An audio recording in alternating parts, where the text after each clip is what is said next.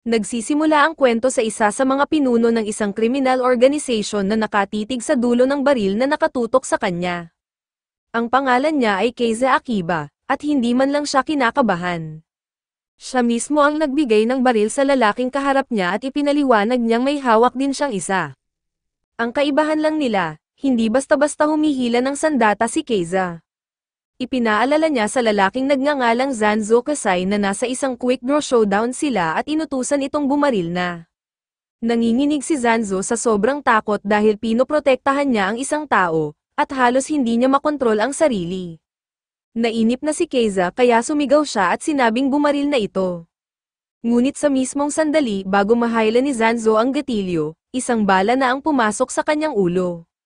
Nabigla siya dahil ibig sabihin nito, mas mabilis makabaril si Keiza kaysa sa kaya niyang hilahin ang gatilyo ng sarili niyang baril. Ipinaalala ni Keiza na isa siyang miyembro ng Gokudo, at ang pagiging mabilis sa barilan ay isa sa kanyang mga kasanayan bilang yakuza. Si Zanzo ang huling bodyguard, kaya ang natitira na lang ay isang babae at isang bata. Samantala, sa kabilang banda, lumalakad ang ating pangunahing bida na si Kiwami Kimura at nadaanan niya ang isang maingay at mayabang na negosyante. Napansin ni Kiwami na nahulog ang cellphone mula sa bulsa ng lalaki, kaya agad siyang kumilos. Sa mismong sandaling iyon, nagulat ang lahat sa isang malakas na tunog na parang pumutok na gulong, at makikita nating nasalo ni Kiwami ang cellphone bago pa ito bumagsak sa lupa. Magalang niyang ibinalik ito at sinabing nahulog ang gamit ng lalaki, na agad namang nagpasalamat sa kanya dahil nailigtas nito ang kanyang personal na telepono. Ngunit mas namangha si Kiwami hindi sa telepono, kundi sa phone case nito, isang limited edition Flash Princess anime case, at hindi ito basta-bastang ordinaryong bersyon. Ito ay ang super rare na Heath model. Nagulat ang lalaki nang marinig ang isang taong may ganoong kalalim na kaalaman tungkol sa anime, at doon niya napagtanto na isa ring princess otaku si Kiwami kagaya niya. Kinumpirma ni Kiwami na napanood na niya ang lahat ng 17 seasons ng anime, kaya't pinagtinginan silang dalawa ng mga tao habang sabay silang nagfa-fangirl sa karakter na si Heath. Karaniwan, gustong-gusto ng lahat ang mga cute na karakter, pero silang dalawa ay tagahanga ng bad girl. Sa anime, may mga halimaw na isinilang mula sa kalungkutan at umaatake sa mga tao, at si Heath ang tagapagtanggol ng mga ito. Gusto ng mga bayani na tapusin ang mga halimaw, ngunit buong tapang na humaharang si Heath sa kanilang landas. Parehong kabisado ng dalawang lalaki ang buong kwento ng anime, at pati ang mga paborito nilang linya ay sabay pa nilang binigkas. Namangha ang lalaki kay Kiwami dahil bata pa ito ngunit napakahusay pagdating sa mga high-quality anime. Bigla na lang siyang napatigil nang mapansin niyang gumagawa ng kakaibang ekspresyon si Kiwami.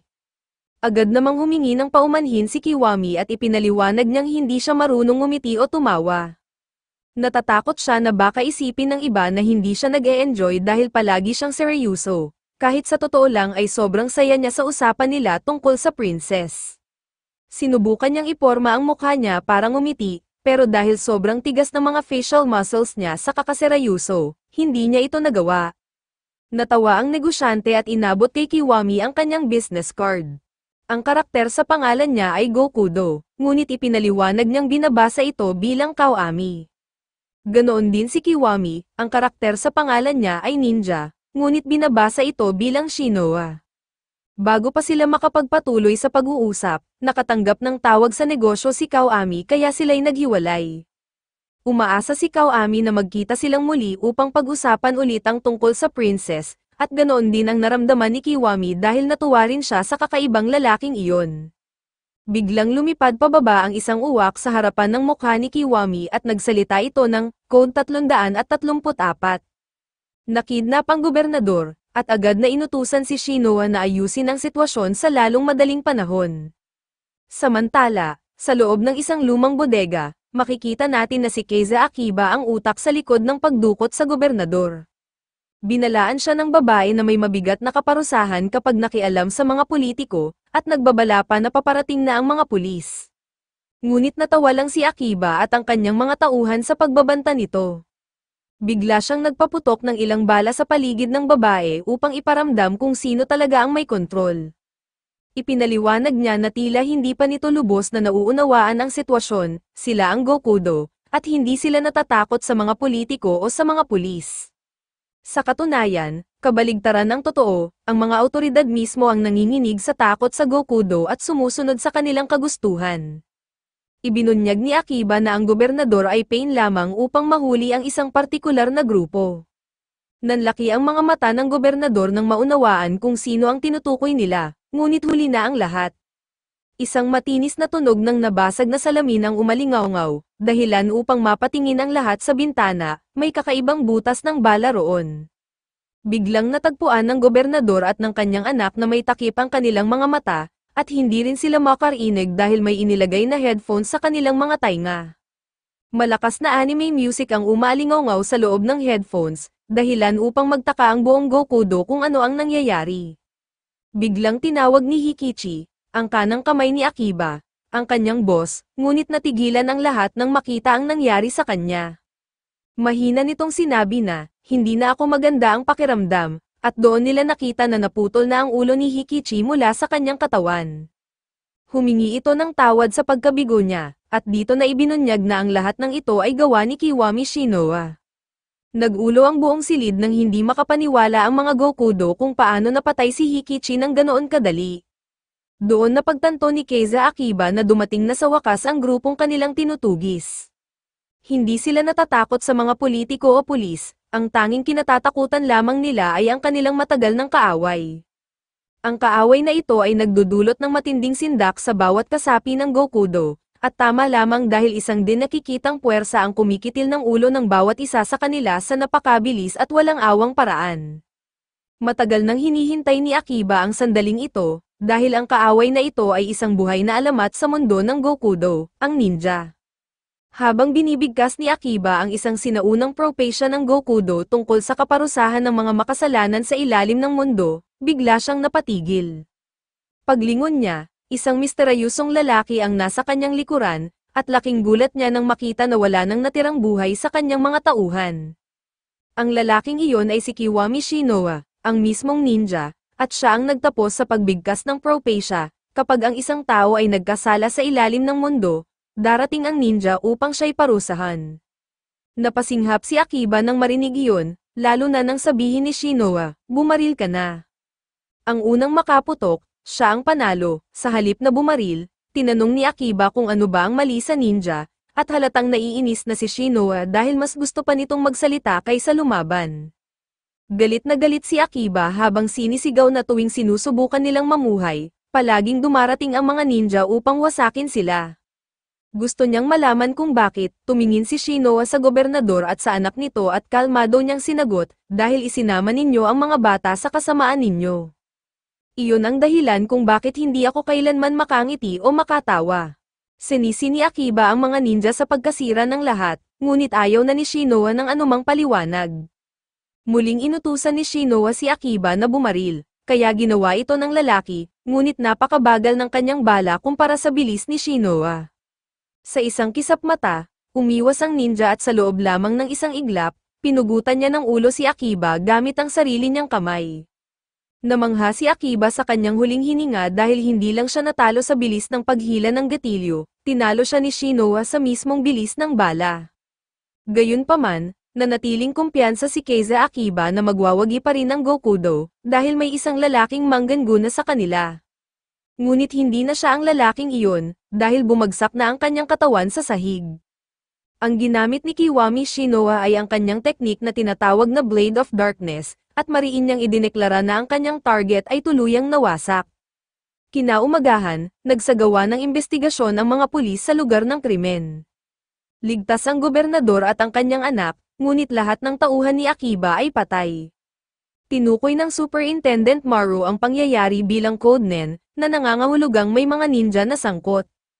Kilala ang mga ninja sa pag-amoy ng mga krimen sa ilalim ng mundo ng mas mabilis kaysa sa mga pulis, at sila rin ang gumagawa ng paglilinis sa mga masasamang loob. Ang tanging iniiwan lang nila ay ang mga bangkay ng mga kriminal at ang ligtas na mga biktima. Sa makabagong panahon, ang mga ninja ay hindi nagsisilbi sa sinuman, wala silang pakialam sa pera, kapangyarihan, o batas ng bansa. Pumapatay sila ng kasamaan ayon sa sarili nilang pamantayan, kaya maituturing silang mga anti-hero. Isa sa mga investigador ang humanga sa kanila, habang nagtataka naman si Maru kung ano nga ba talaga ang hitsura ng mga ninja. Samantala, sa ibang lugar, napansin si Shinoa ng ilan niyang dating kaklase at pinag-isipan kung iimbitahan siya sa isang party. Tumanggi ang isa sa kanila dahil hindi raw ito kailanman ngumingiti, at hindi raw iyon ang tipo ng taong gusto niyang makasama. Narinig ito ni Shinoa habang sila ay papalayo, at mahina niyang sinabi na hindi dahil ayaw niyang ngumiti o tumawa, kundi dahil hindi talaga niya kaya. Pinilit niyang alalahanin kung kailan nagsimula ang kanyang kakayahang hindi makangiti, at naalala niyang sinabi ng doktor noon na ito ay dahil sa trauma. Malabo na lamang ang mga alaala niya noong bata siya, ngunit isa sa mga ito ay ang imahe ng isang lalaking may tato na marahas na umaatake sa isang tao. Sa paligid niya, maraming taong nakangiti, kaya't nasabi niya sa sarili na basta't siya na lang ang hindi makangiti, ayos lang iyon, ang mahalaga, masaya ang iba. Makalipas ang ilang panahon, muling nilipol ni Shinoa ang isa pang sangay ng Gokudo, na tinatawag na Morgudo, habang isinumpa niya ang kanilang karumal-dumal na mga krimen. Ngunit sa kanyang paglalakad, napansin niya ang ilang kakaibang coupon na may mahiwagang amoy. Nang gabing iyon, dinalaw niya si Lolo Kai, at sa pamamagitan ng kanyang kakayahan ay binuksan niya ang isang bote ng soda gamit lamang ang hangin. Namangha si Kai at sinabing, "Lumampas ka na sa akin, aking alagad." Ang pag-atake ni Kiwami Shinoa ay sinabayan ng matamis na tunog ng sound barrier na nabasag, at pinuri siya ni Lolo Kai dahil sa kanyang napakahusay na paggamit ng Blade of Darkness. Ipinakita ni Shinoa ang mga coupon na kanyang natagpuan, at agad na naamoy ni Kai ang matapang na amoy ng droga. Ipinaliwanag niya na ito ay mga papel na binabad sa likidong droga, na pinupunit at dinidilaan ng mga tao upang makuha ang kanilang fix. Ayon kay Kai, isang bagong uri ng droga ang kumakalat ngayon sa Tokyo, kaya malamang iyon na nga ang nakita ni Shinoa. Ikinwento rin ni Shinoa na kakaiba ang ikilos ng mga Gokudo nitong mga nakaraang araw, tila ba sinasadya nilang gumawa ng gulo para lang lumabas ang mga ninja. Dahil dito, sigurado si Shinoa na may mas malalim silang binabalak. Sinubukang gawing magaan ni Kai ang usapan sa pamamagitan ng isang biro, ngunit nalungkot siya nang makita na hindi pa rin makangiti ang kanyang alagad.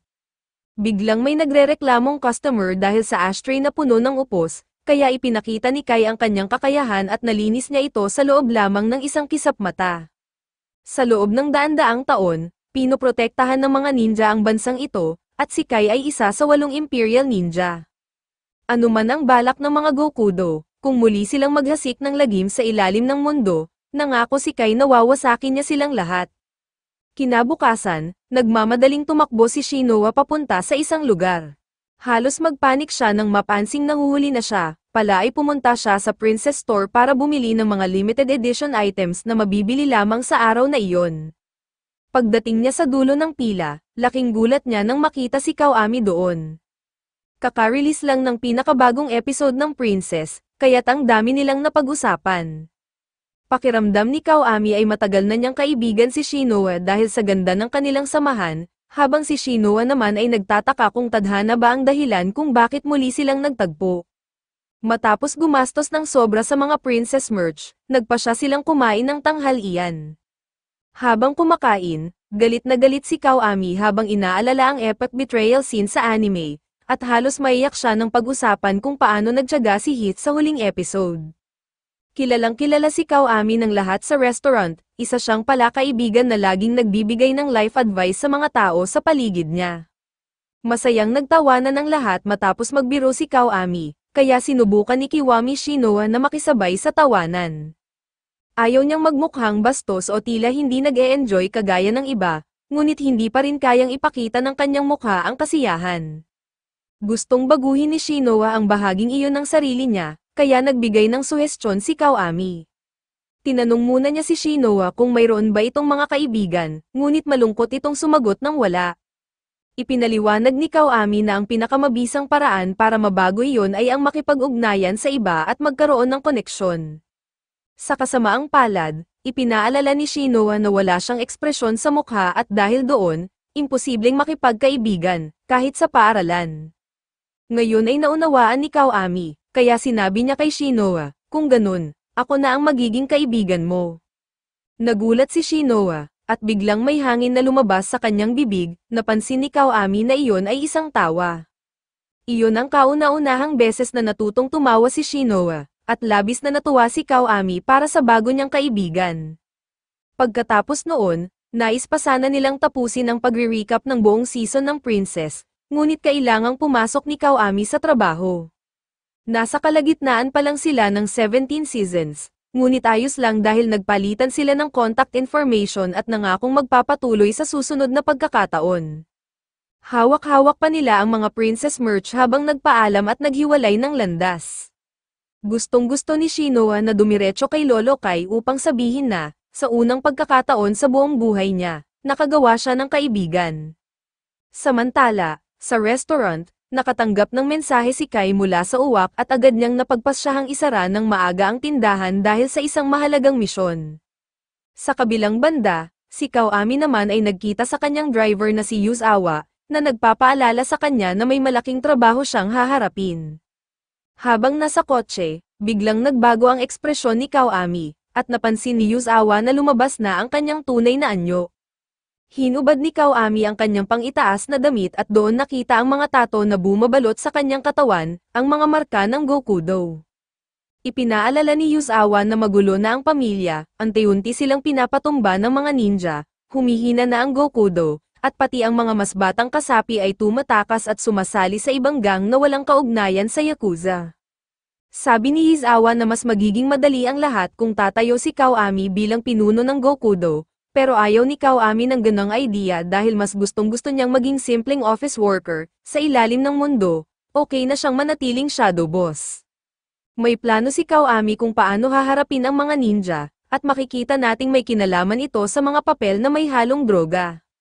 Samantala, dumating si Shin sa restaurant ni Kai ngunit sarado na ito ng maaga. Sa isa sa mga base ng Gokudo, nagkakagulo ang dalawang faction at halos magkatunggali na. Nang pumasok si Kawami na iba na ang tindig, siya ang tumawag sa pulong at ipinakilala ang sarili bilang shadow boss ng Takamota. Sa labas, dumating na si Kai para sa kanyang misyon at nag-isip ng magandang biro na sigurado siyang magpapangiti kay Shin.